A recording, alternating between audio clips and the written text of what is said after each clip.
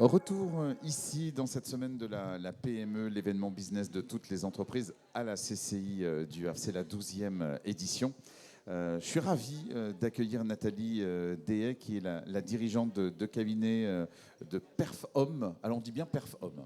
Oui, performance et homme. Alors, et les deux sont compatibles. Nathalie, dites-nous un petit peu plus ce qu'est Perf Homme. Vous êtes partenaire aujourd'hui de la semaine de la PME. On va vous demander pourquoi, mais avant tout, définition, expliquez-nous ce qu'est Perf Homme qu'on trouve partout en France. Voilà, c'est un réseau de franchises. La tête de réseau est à Clermont-Ferrand. Et il y a 26 cabinets en France. Et donc, moi, je dirige le cabinet Haute-Normandie. Et c'est quoi Perf Homme? On parle de quoi quand on parle de Perf Homme?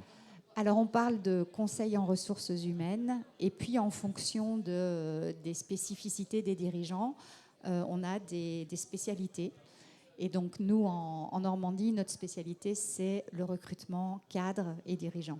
Alors, ressources humaines, il y a le mot humain dans ressources humaines. Depuis ce matin, on parle beaucoup d'humain, on parle beaucoup d'intelligence artificielle, mais il y a l'humain. On parle beaucoup de commercial, mais il y a l'humain, toujours et encore l'humain. Alors, il y a des outils, et l'intelligence artificielle est un nouvel outil, mais l'humain n'a jamais été détrôné par les outils. Au contraire, c'est une façon d'améliorer la relation humaine, d'utiliser des outils pour faire les tâches peut-être plus répétitives ou avec moins de valeur ajoutée. Mais la relation humaine, c'est ce qui apporte de la valeur ajoutée, justement. Alors, on parle de recrutement. Oui. On dit qu'il y a une différence entre avant le Covid et après le Covid. C'est quoi cette différence? Alors, la différence, c'est que le marché, déjà, s'est inversé entre avant et après Covid. On parle souvent de rapport de force entre les entreprises et les candidats. Après Covid, le rapport de force était côté candidat. Les entreprises avaient du mal à recruter parce qu'il y a eu beaucoup de besoins après Covid et donc les candidats étaient rois. Ils ont un peu fait la pluie et le beau temps, notamment sur les niveaux de rémunération. Et voilà, ça a été la principale différence. Ça, c'est sur on va dire, le quantitatif. Et après, sur le qualitatif, non seulement ils étaient rois, mais en plus, ils avaient des exigences qui étaient différentes. Donc, d'abord, une exigence alors, deux principales. On entend beaucoup parler de sens, d'utilité. Voilà, et le Covid a été très, très formateur là-dessus. On a eu beaucoup de reconversions professionnelles, on a eu beaucoup de changements de vie. Donc, ça, c'est une chose. Et puis, la flexibilité, ça, c'est ce qui a vraiment changé après le Covid. Flexibilité à tous les niveaux, que ce soit au niveau du temps de travail. Donc, on a beaucoup parlé de télétravail, mais c'est aussi de la flexibilité en fonction de la nature de mon métier, de la nature des besoins de mes clients. Voilà, comment je peux m'organiser au mieux pour équilibrer pro-perso, pour répondre aux attentes des clients. Voilà. Et ce n'est pas obligatoirement le sacro-saint 35 heures. Voilà. Flexibilité aussi au niveau du lieu de travail. Donc ça, c'était différent. Donc télétravail, en effet, on en revient, on en parle beaucoup. Mais ça reste aujourd'hui, un jour de télétravail, c'est 20% des salariés en France qui ont un jour de télétravail. Et ça, de mon point de vue, on ne reviendra pas là-dessus. Là, ce sur quoi on revient, c'est sur le full télétravail ou plus de 3 jours de télétravail. Mais une journée de télétravail par semaine, aujourd'hui, c'est quelque chose de profondément ancré dans les besoins et dans les attentes. Voilà, donc sens, flexibilité, c'est vraiment les deux maîtres mots qui ont changé la relation. Est-ce qu'on parle aussi de fidélité des différentes personnes à une entreprise? Est-ce qu'il y a cette notion encore aujourd'hui? On sent que ça a évidemment évolué avec le temps. Ça dépend de l'entreprise. Quand est-ce qu'on est fidèle? Quand on aime. Voilà, donc aux entreprises de faire en sorte que ces salariés l'aiment. Et c'est là qu'on parle de marque employeur, c'est là qu'on parle d'intérêt, de sens, d'intérêt, d'adaptation aux attentes de nos salariés. Voilà. Donc l'idée, en effet, pour fidéliser, c'est faire en sorte qu'un salarié vous aime et vous recommande et ait envie de rester chez vous. Alors, donc la responsabilité, ce n'est pas que les salariés, c'est aussi l'entreprise. Absolument. Perf Homme donc aide, je dirais même mieux accompagne C'est peut-être aussi un des mots importants pour vous, parce qu'en fait, on ne recrute pas comme ça. Enfin, il y a un certain nombre de critères. Comment vous positionnez-vous?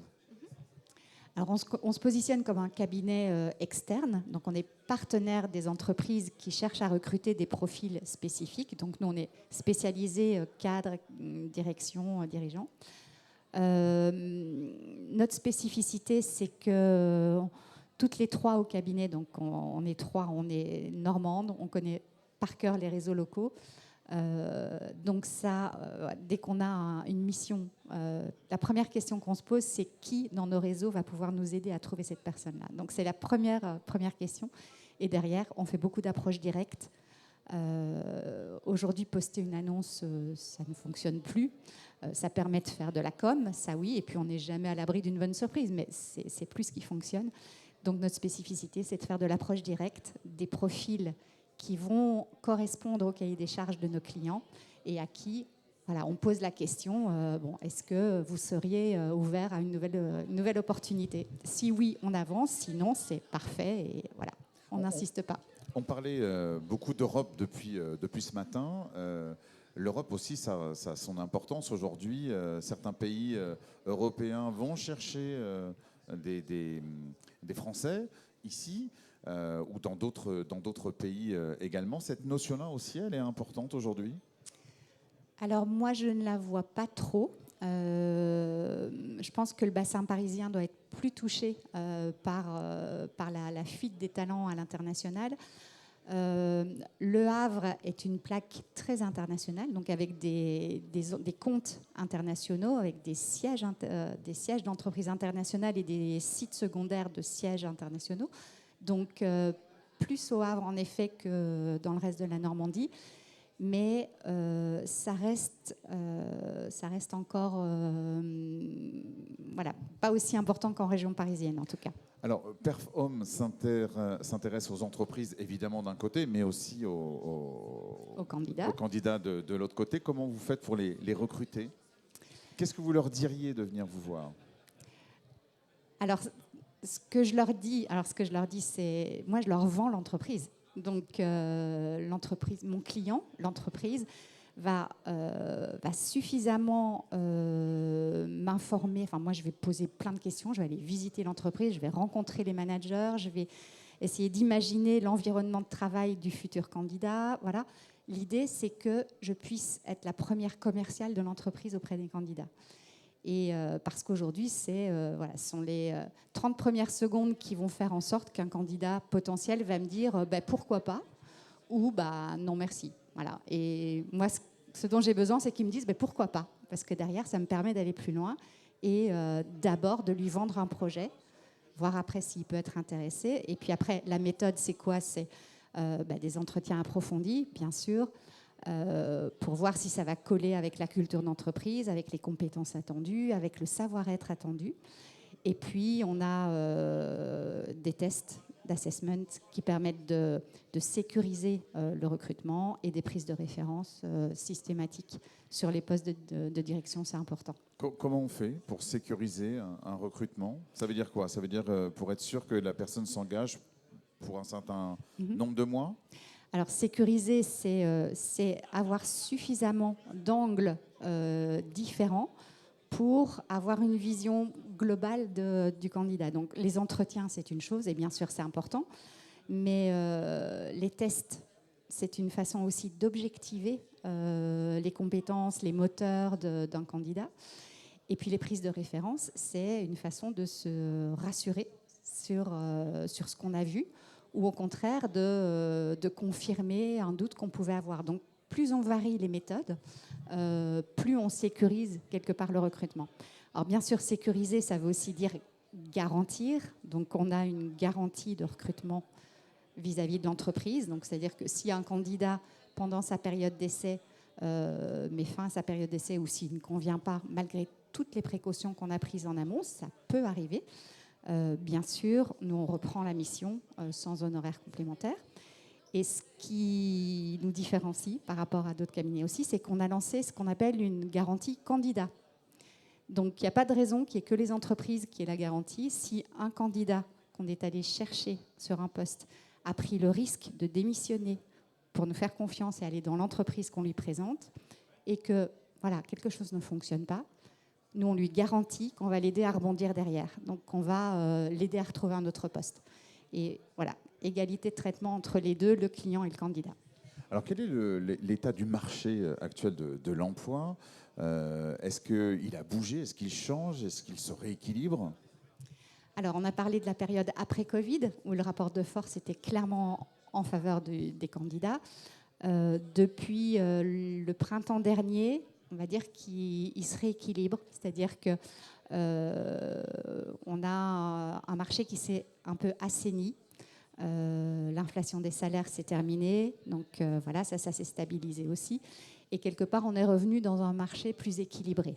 Voilà. Donc c'est plutôt une bonne nouvelle, notamment pour les entreprises, même si bon, c'est encore très conjoncturel. Voilà, le recrutement, c'est un métier qui bouge beaucoup en fonction de la conjoncture, même internationale. Voilà. Alors, une question qui peut peut-être vous déranger, mais je vous la pose quand même. La différence homme-femme en termes de salaire, est-ce que vous le ressentez aujourd'hui? Est-ce qu'il y a encore des différences? Alors, il y en a encore, puisqu'il y a une étude de l'APEC qui vient de sortir qui dit qu'il reste encore 4% d'écart sur les salaires entre les hommes et les femmes, mais il y a eu énormément de choses de faites et il y a beaucoup de progrès, en tout cas sur le sujet. Et j'espère que ce ne sera bientôt plus un sujet, finalement. Et en tout cas, pour les jeunes diplômés, aujourd'hui, c'est plus un sujet. Alors, les entreprises qui font appel à PerfHomme, je dis bien PerfHomme, ce sont des entreprises, de grandes entreprises, de petites entreprises, ou en fait, finalement, c'est ouvert à tout le monde? Alors, on peut avoir tout type d'entreprises clientes. Généralement, les grands groupes ont des gros services RH et de recrutement, donc ont l'habitude de faire le recrutement, mais sur des postes spécifiques, ces entreprises peuvent préférer travailler, par exemple, avec un cabinet local. Un recrutement au Havre, a priori, c'est plus efficace. Voilà, si vous cherchez un DRH au Havre, c'est plus efficace de travailler avec un cabinet au Havre parce que on connaît tous les DRH du Havre. Donc on sait qui est sur le point de bouger, qui aurait peut-être envie de bouger. Voilà. Alors que la pratique, généralement, même dans les grands groupes, c'était de dire, bon, on a un service RH à Paris, faites ta fiche de poste et on s'occupe de trouver le DRH. Mais bon, ils n'ont pas cette connaissance du marché local qu'on a nous. Donc ça peut être un cas particulier. Mais notre cœur de cible, ce sont les PME, les grosses PME, les ETI, qui peuvent avoir besoin de renforts ou de compétences complémentaires pour aller chercher des profils spécifiques, pénuriques. Voilà. Et on nous appelle quand c'est compliqué. Donc, on peut dire aux candidats potentiels de venir vous voir. L'adresse au Havre, c'est?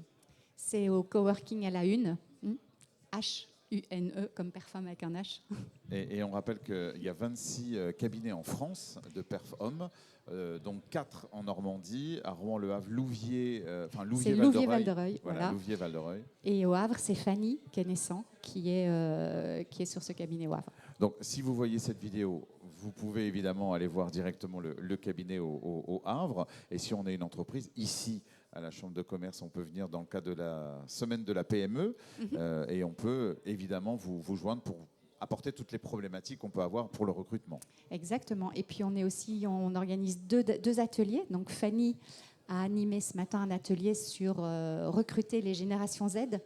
Donc c'est vraiment une de ses expertises. Et moi, j'anime un atelier demain sur la fresque de l'engagement. Donc c'est un outil qu'on a développé en interne chez PerfHomme qui permet, sur le modèle de la fresque du climat, de réfléchir au sein d'une équipe de direction, au sein d'une équipe RH ou même au sein d'une équipe opérationnelle sur ce qu'est l'engagement et donc de comprendre que finalement on est le premier acteur de son engagement. Voilà, et de comprendre les causes et les effets. Donc c'est ce qu'on présente demain. Oui, notre vie, on l'a, nous, entre les mains et pas entre la main des autres. En tout cas, on est acteur. Voilà. Merci beaucoup Nathalie Day. Je rappelle que vous êtes dirigeante de cabinet, de ce cabinet PerfHomme, et vous êtes basée à la Une au Havre et avec nous aujourd'hui dans le cadre de cette semaine de la PME, l'événement business de toutes les entreprises ici à la Chambre de commerce du Havre. Merci beaucoup. Avec plaisir. Bonne journée.